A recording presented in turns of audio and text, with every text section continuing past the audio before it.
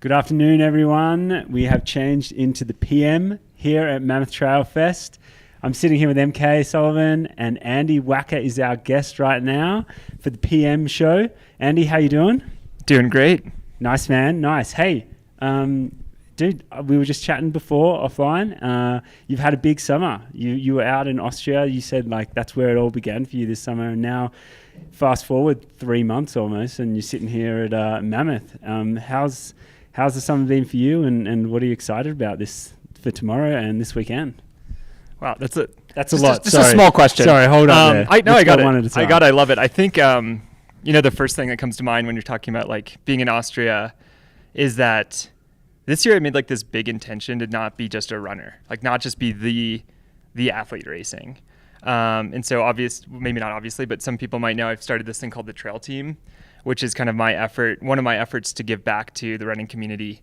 And so what that looks like is a lot of things, but there's 6 elite athletes that we helped, a committee helped choose to support and mentor this whole year to go from NCAA to elite trail running. And what's really exciting is that 3 of them are here at this race. So that's Anna Gibson, who just got 3rd at Pikes Peak Ascent, Sam Hendry, who just got 12th at Pikes Peak Ascent, and Mika, who just got 11th at Pikes Peak Ascent. So a lot of great athletes already, and I'm just excited that they're here and able to compete against the world's best. So that's pretty cool.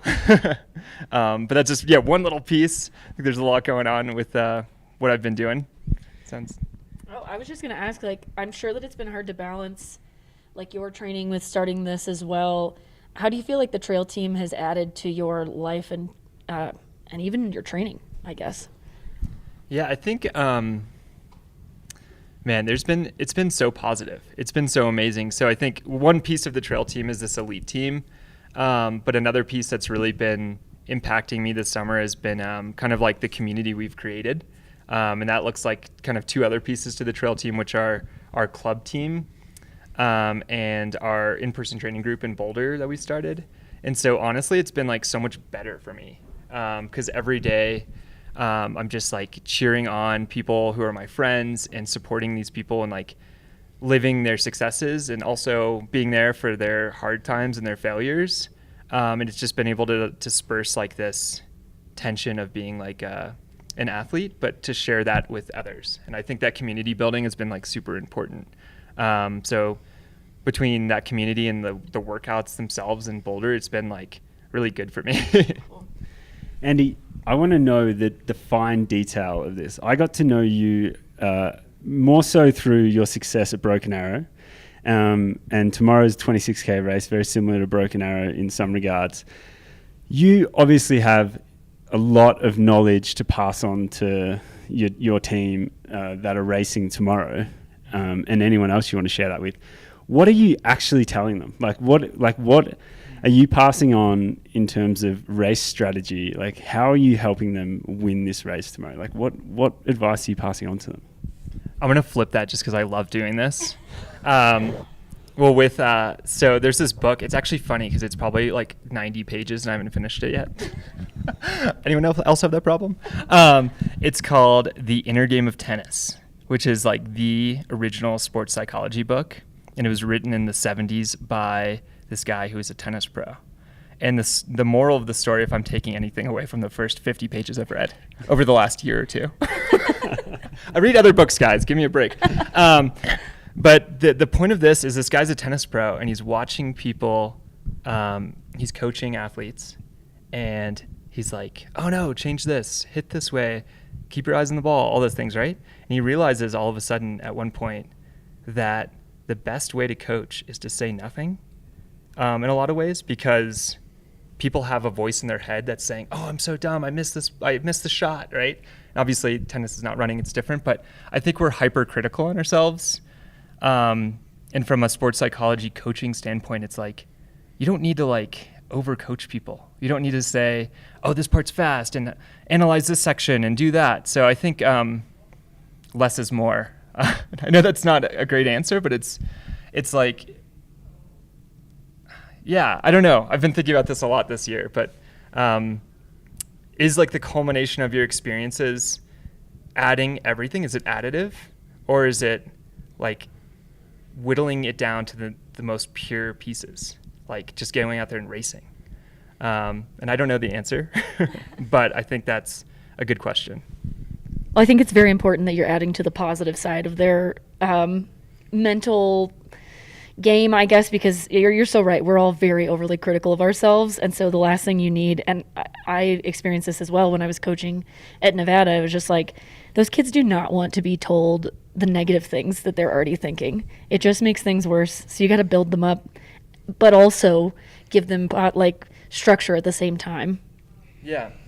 Yeah, and one thing that I found that's really cool, and maybe this is, sorry, I'm just like throwing out all these like sage pieces of Love my it. summer. Love Maybe it. maybe So not wise. so sage, but That's what the afternoon show is all about. yeah, it's 5 o'clock somewhere or something like that. 4 o'clock. Definitely is. R.I.P.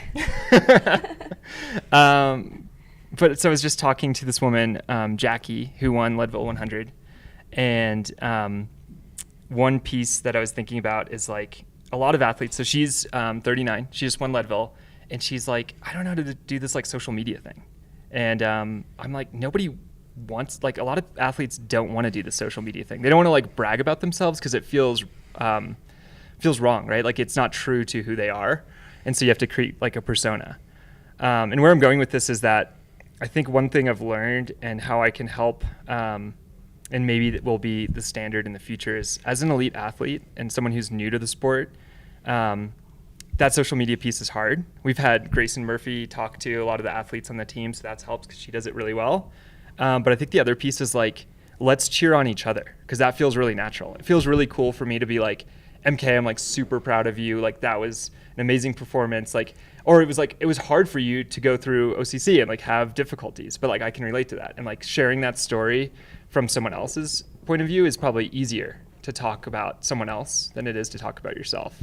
So maybe creating like a media environment that's positive and it's team oriented and it's more about we than I. What an incredible thing that would be to achieve in this world. I'm full support of that, Andy. Yeah, let's keep singing from that sheet for sure. How does it feel to have the Golden Trail series? Like you were out at Pikes Peak Ascent last weekend.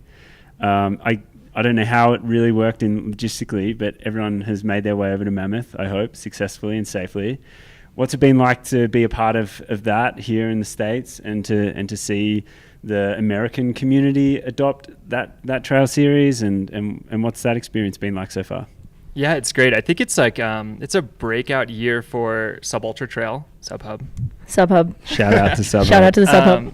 But it's been like a long time coming. I think there's a lot of there's a lot of enthusiasm for trail running in the US. I think the average person or the average runner wants to try it. And I'm glad that we can provide more opportunities like Mammoth Trail Fest that have races that are totally doable by a lot of people. And there's a big population of runners hopefully nearby that are coming, to try it out. So we're super excited. Like I'm super excited that the Golden Trail Series is here. I think that shows that the US is a market for shorter trail races, and I think that like the results at Pikes Peak also show that. The results at the UTMB races in France show that, where, last week at Pikes Peak, I noticed there's 20 people on the podium, 10 men, 10 women, and 10 out of 20 were Americans, which is pretty incredible given that we're literally bringing the best trail runners in the world to this event. And that this weekend will be similar, I believe, where it's like the best athletes are here from all over the world to race in Mammoth. And so it's cool that, yes, we're on American soil. It's probably easier for us to travel, but I've lived 10 years of traveling to all over the world, but the Alps specifically, and dealing with time zones and the challenges of traveling. And I think that it's cool that we have a mix of that the last few years with the Golden Trail Series. Yeah, Danny and I talked about this last week because like sometimes we forget that we often have to travel so far to race, and then when things don't go well or you get sick, it's like, wow, what could I have done differently? But then you see the Europeans coming to Pikes Peak, and I know Francesco was really open about the fact that, like, he's like, I traveled all the way out here for this to just go horribly. And so, like, to see that flip side where it's like, oh, right, like, when you have to travel that far, it makes everything so much more difficult. And so, yeah, it is really exciting, I think, to have the races here. And I know that we've been talking about but I am going to make you talk about yourself a little bit because that's what you're here for. Yeah, sure. So you had a great race in the Sears and All Valley before you came back. I don't really know much about the race, but it looked like you had an amazing day out there. Tell us a little bit about that, and because I know you've had a rough year with your Achilles and stuff. Like, just where you're at right now in your journey. Yeah, I'll just back that up for because I know we were talking about that, and I haven't talked a lot about it this year, but yeah, I'm coming back from an injury. I had really rough Achilles pain for the last 5 years, which is a long time, and it got exceptionally bad about 2 summers ago. And I was just trying to deal with that. It was Haglund's in the end, which is something like Zach Miller's dealt with. Other athletes, it's pretty common. And for me, after trying physical therapy and things like PRP, which are less invasive, I had decided to get surgery over the winter. So that surgery took me out for 3 months, January, February, March, and part of April.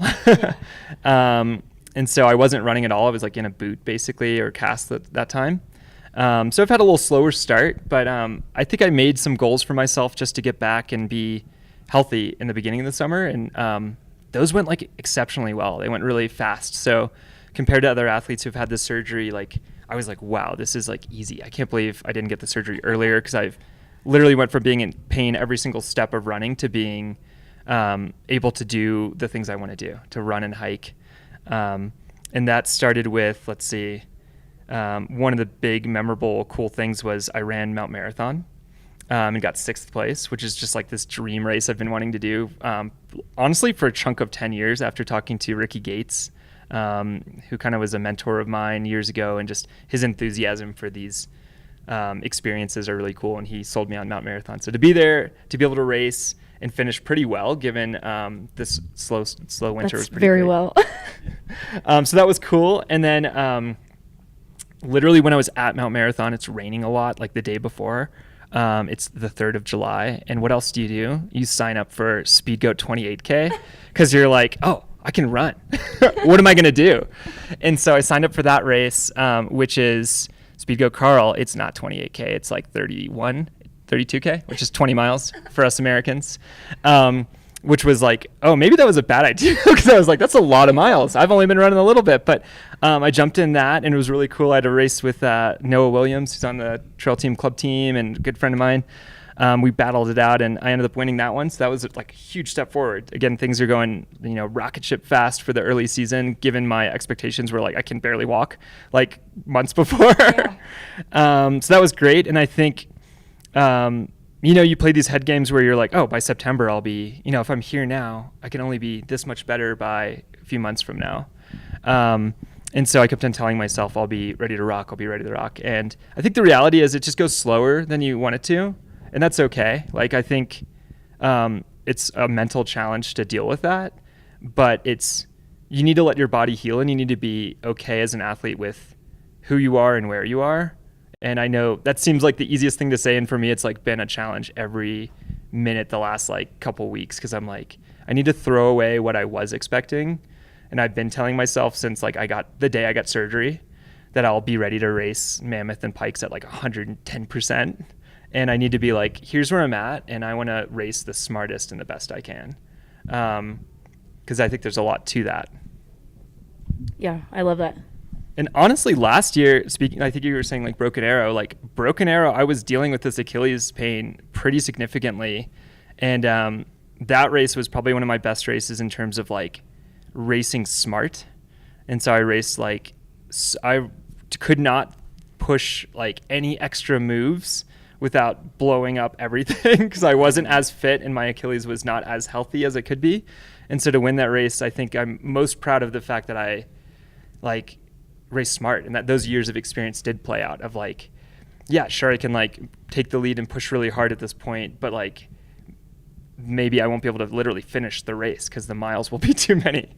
And like knowing exactly where my limits were as an athlete came into play in that race, and that was cool. So I think maybe as a less exciting, that will be the plan for tomorrow. Like maybe, you know, my expectations are not to win. I wish they were, but they're not. But maybe they're to emulate that race and being smart. What are your thoughts on tomorrow in terms of, like, don't discount yourself out of getting on the podium, but what do you think is going to happen out there?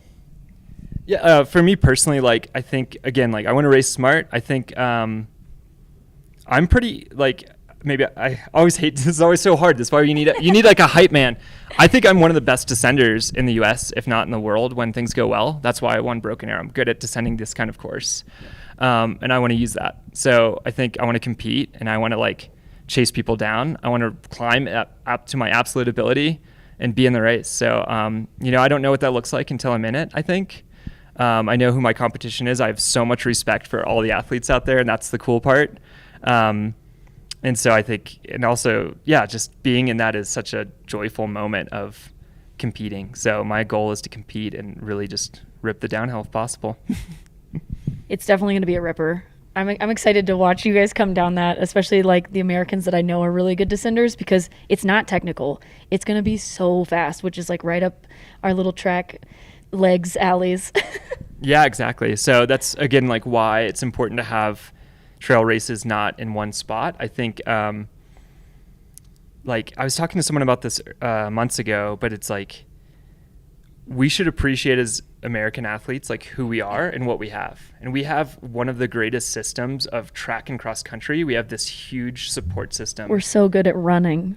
Yeah, we are. And like we have a lot of people. We have a big population. We have a lot of support. We have a lot of money. We have a lot of tracks. And so if we're good at that, let's like go with it. And so athletes like, you know, like Anna Gibson and Mika are like exceptional track runners and like super speedy. And so that will be cool for them to use that talent. They'll also be challenged by the mountain, and other people are good at that, and that's why it's exciting. But that's why it's cool that it's here in Mammoth. Andy, before we wrap it up, I've just had this question on my mind. I've come over to America and I've noticed a lot of people, I don't know if you just put your foot up like this for me. I used to wear these shoes in primary school, and they're from Australia, right? They're Blundstones. Mm-hmm. And I've come to notice a lot of people over here in the US are wearing them now. Is this a fashion thing or is this a running thing? Because I used to wear these 30 years ago.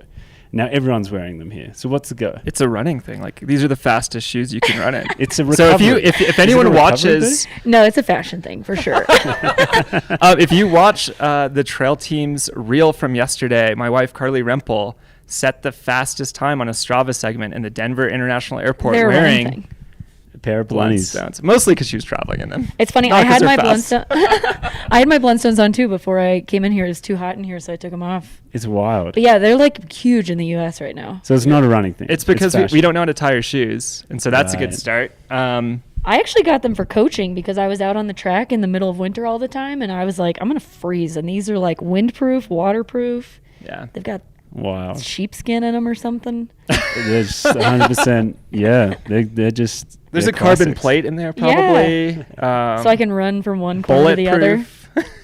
So do you not have any anymore? Yeah, You're gonna have to get some. It's actually I don't have any. Yeah, I don't have any anymore. I come over here, I'm like, man, I should just kept them. You know, in my closet for 30 years. I would have ripped them back out. Would have be cool. Fit in them still? Definitely not. No, but I could try. Cut the toes out.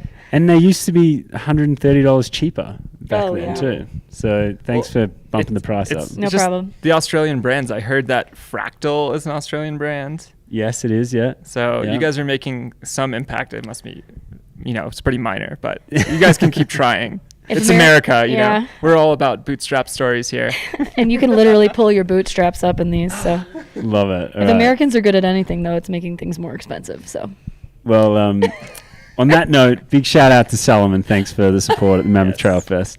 Andy, thanks so much, man.